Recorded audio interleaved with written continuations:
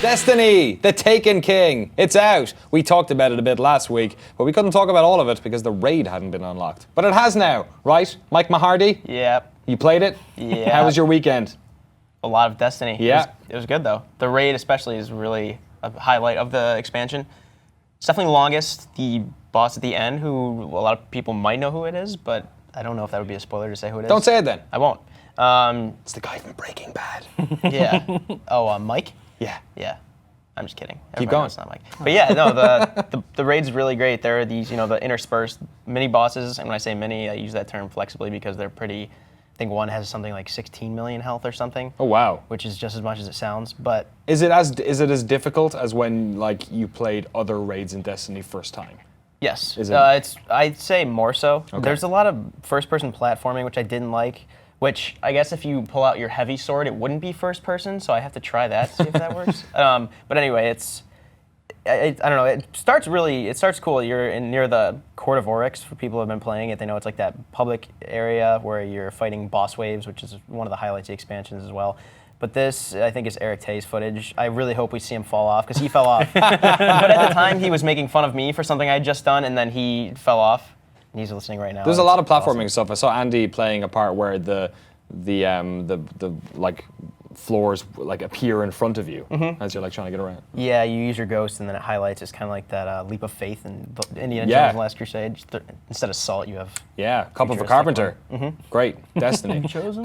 So you've played the raid. Obviously, we talked last week sort of before the review's out. So you've reviewed the Taken King now. What score did it get? 8. 8 out of 10. Yep. Tell us what's good about it. I got a bunch of questions here from GameSpot viewers. But first of all, what is your take on the Taken King? Sure. So I liked it a lot. As someone who played a lot of Destiny Year 1, or Destiny Vanilla, you might say, with the 2 expansions, House of Wolves and Dark Below, I played a lot of it, but I wasn't always having fun because a lot of the late game stuff is repetitive, and the story itself didn't have much weight, didn't lend much context to what I was doing, which I lend a lot of credence to that in a lot of games. I think if they can kind of create this narrative and structure the campaign in a way that I feel momentum carrying me forward, I think that lends a lot to the missions themselves. And also, a lot of the bosses were bullet sponges, and all you were doing was shooting, going back into cover, reloading, pulling out your rocket launcher, shooting, going back, reloading. Yeah, that's why I found so much of the action so tedious. Yeah. I felt like I was doing the same thing. It felt empty, kind of. It was really promising to see these gorgeous worlds before the game came out and everything. You're like, oh, we can go to Mars after it's been settled for a while. We can go to Earth after it's been destroyed by this. Well, the Traveler comes, and then the darkness follows it and destroys Earth and everything, the solar system in general, and it'll be cool to do all that. But the worlds weren't as fun to explore as I was hoping. But with the Taken King, the Dreadnought, it's a ship in the rings of Saturn. An intro cutscene shows it, coming up against the Awoken, fighting it. That's the race of kind of alien-human hybrid. And it's more interesting area, more stuff to do. In what way is it more entertaining? There are more things to just find if you're exploring. There's a lot of chests. There are these chests that it says you need these specific keys to get, and you don't know how to do it. This is the Court of Oryx I just mentioned before. It's probably one of the more fun things to do in the expansion. You put in these runes, and we had up to 7 people at once, fighting these bosses, and there's Tier 1, Tier 2, Tier 3, obviously. Higher tier, the harder they are. Here's another part that's just coming. This is a bit of Solid Andy. Last Crusade kind of stuff. But yeah, it's just overall, it feels, I think it's on par with the size of Earth and everything. This is of Earth. Actual Earth? Yeah.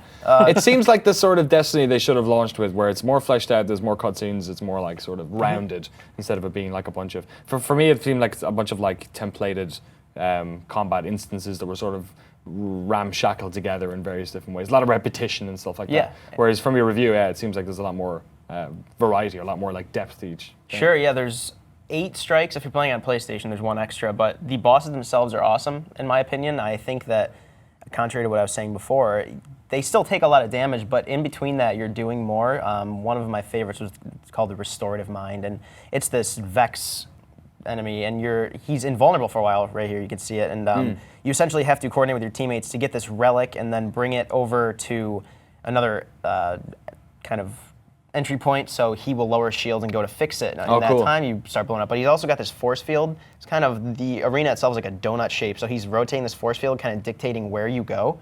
So you could think you're behind cover, and then all of a sudden you just feel something pushing you to where he's shooting, and it sucks. But at the same time, you're like, I could have avoided that if I thought ahead.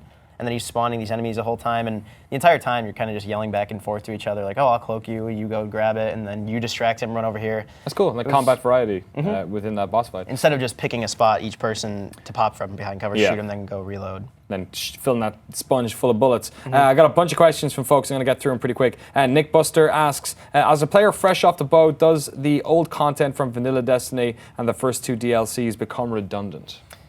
Yeah, so as an expansion on its own, Taken King's great. It transforms a lot of what I didn't like about Destiny, but you will, if you're starting from level 1, say, and you're going up to get the Taken King, you do have a Spark of Light. It's this item you get from the Postmaster that you can just use, pop, and you'll instantly beat the level 25, ready for the Taken King, and with a little bit better gear to be prepared for that. So I did that with one of my characters to see how it went, and that was fine, but playing from level 1, just I was curious how the quest log would fit into it now that they redid all the user interface stuff. You do still have to go through that old stuff. I mean, it's better organization, the quest log, Is the XP faster, perhaps? Like, is the level progression faster at all? It's still the same speed, but once you hit 20, it doesn't stop, obviously. You can keep going to 40 now, which that was refreshing, because, you get to probably, like, Venus, which is pretty later on in the story, and you might not hit 20 by the end of the story. I think you could, but it won't be as repetitive once you hit that. So it's definitely worth getting back into Destiny now. I think if you were either hesitating or if you kind of were put off by it for a while, which I was as well. So it's a good time to get back into it because it not only has more endgame content to supplement, the grind later on, which it doesn't become a grind until like 15 hours in the Taken King, but it does help a little bit with the earlier game stuff, which I didn't love. Cool. Bit of a slog, though, if you're starting off like directly from the start. Sure. Okay, cool. Martin Shepard asks, feeling on the elimination of the player base that didn't buy all the DLC, they can't do a lot of things they could do before. So this was a big Reddit thread I remember last week. There's a bunch of content that they were, like folks who haven't bought the Taken King, had access to, which they're kind of being frozen out of. And now, what do you think of all that aspect of it? Yeah, because so from what I understand, so when the House of Wolves came out, there were these public events, instances where you would hunt these wolf captains, and that would be a big part of playing into the quests of the House of Wolves, and then that got wiped later. That pretty much just became obsolete because the Taken King was coming out. Right. And also a lot of the strikes, which are pretty essential, like the strike playlist, the longer you stay in it, the better chance at good gear you have. So these strikes themselves are Taken King strikes, though. So I'm not sure if Bungie, we have reached out to ask if they're going to try to rectify that in the future if you don't buy the Taken King, because the pricing model is still confusing to me. You can get all of them for $60 now if you haven't bought any of them. Is that true? But Taken King on its own is $40. Yeah, they've definitely, if you now want to buy everything, it's not like WoW where you need to basically buy everything. They have subsidized it heavily for new people. Yeah, so I hope that's not the case. I hope they do something to rectify that, because then the case would be if you're trying to do all these strikes for better gear, which they're pretty essential, then you won't be able to unless you have Taken King. So I'm hoping that they'll introduce a way for the older players, because you could still do those specific strikes from vanilla Destiny, but that won't be the strike playlist, so you won't have as good a chance at better gear, because you won't get that streak going. So I hope they rectify that. The strike streak, yeah. The strike streak. Great contribution, Peter. So I'm here. We'll get to you in a second. Oh! Megan Maestro asks, this is B-Boy actually, how close to the MMO floor plan should Bungie adhere to? Will expansions like this be enough for 10 years? Is it starting to feel like it's straining a little bit, or does it? Would you be happy getting a Taken King or 2 Taken Kings every year and spending $40 on them all?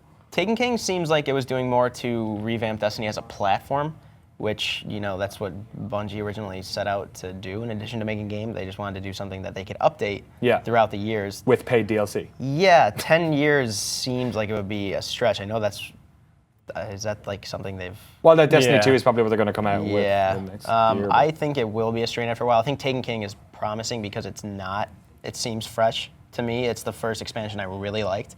I played Dark Below and House of Wolves just out of obligation, not out of obligation, I wanted to play them because you could get better stuff, and it was just, I was interested to see how Destiny was morphing between expansions. Yes. But Taken King was definitely the most drastic. I don't think they're going to do something as drastic with each one. Maybe there will be a Destiny 3.0 that they'll kind of shape depending on feedback from year 2. Now that the patch is out in Taken King, I don't see it being substantial enough to last 10 years, but Let me ask the next question then. Coffee Jesus, great name, asks, where do you think Destiny goes from here? More planets and raids, or another curveball entirely? Like, as a Destiny fan, like looking towards, like they have this deal with Activision that's going to go for at least another 8 years of them creating this franchise, whether they have like a new boxed game where it all hits reset again, or whether they keep adding new packs to Destiny. What is it do you want Destiny to be in like a year, 18 months, 2 years? Yeah, like I don't see them doing another major update for at least another year. I know like the best part about Taken King was all based on feedback, so I think we'd have to wait and see. From my perspective, I would very much, like them to keep. It'd be great to keep going back to explore planets. It's just a bummer you have to pay every single time you want to see that. But I mean, the game is substantial on its own now. I know Mercury is in the PvP maps, and we all kind of have suspicions that might be the next thing they work on. Mercury is rising. Yep. Can you see yourself playing this game in 6 months if there isn't another piece of DLC? Because the If one there thing, is, and or- it's if there isn't, because like there will obviously, but like the one like massive criticism I have of this game is that I think it's been completely purposefully designed so that you have to keep buying DLC because the amount of content that's there just isn't good enough. It's not entertaining enough, and like people are getting bored, so they're like, oh, we have to make another piece of DLC, and people will pay for it because they've invested all this time. So like, if they hadn't released another $40 DLC, let's say in like April of next year, would you keep playing Destiny? No. Like, is it a game that's based entirely on these massive updates that they're charging for? Yeah, I think so very much. The thing separating, like, just not to put too much weight on the score, but like I debated like what score to give it, and the thing that kept it from being higher than an 8 was after about 15, 16 hours, once you get into the grind, which I don't mind grinding if I feel like it's worth it. But like you said, it was kind of boring. You were taking out the same walker tanks that you've been shooting at since the first strike ever of Destiny. It's nothing substantial enough. It's not a foundation for this. There's a foundation for growth in terms of expansion, but not for just anything emergent that comes out of it from enjoying it on its own. If they weren't to release expansion, I can't see myself playing it in 6 months consistently like I am now. It's interesting. The Destiny we have now is different to what it was. Obviously, a year ago, we originally reviewed it 6 out of 10. Like, who knows? In 12 months' time, they might add so much incredible, interesting content that it does have that sort of super longevity without having the supplemental packs. Last question on this, Peter, as somebody who enjoys lots of games, online shooters, first-person shooters, what is your take on Destiny? You don't play it, right, much at all? I've started to play it casually, and to be fair, I don't play a lot of multiplayer shooters. I like first-person shooters and third-person shooters if it's the right game with the right mix of themes and action, whatever. Anyway, that said, Destiny reminds me a lot of Phantasy Star Online, which is a game that I loved that was very short on content, and it was all about the hunt for loot. And I see everyone around the office playing, and that is sort of the primary driving force. And I can appreciate that, right? Because it's that sort of like reward mentality that makes you feel good, and there's nothing wrong with it. So I'm playing it casually to sort of get into it before I completely miss the boat. And because it reminds me of a game I used to love, and because Sega will not release Phantasy Star Online 2 in North America, I'm forced to play Destiny. But I think the art direction is wonderful. I do like the shooting, like the action feels good. And I sort of hit, even early on, some boredom with the original version. So I'm going to go through the grind and earn my levels and not use the light spark. But I'm looking forward to actually getting into the Taken King stuff because everyone sounds really positive about it, to an extent. So given all my other curiosities, I'm curious to see where the series goes. It's cool, and I'm happy for the Destiny fans as well. They seem to have gotten the expansion pack that they have earned and deserve after so much time playing as well. But yeah, let us know in the comments what you think. Destiny, the Taken King, have you been playing since day one? Have you picked up the Taken King? What do you think about it? Let us know in the comments below.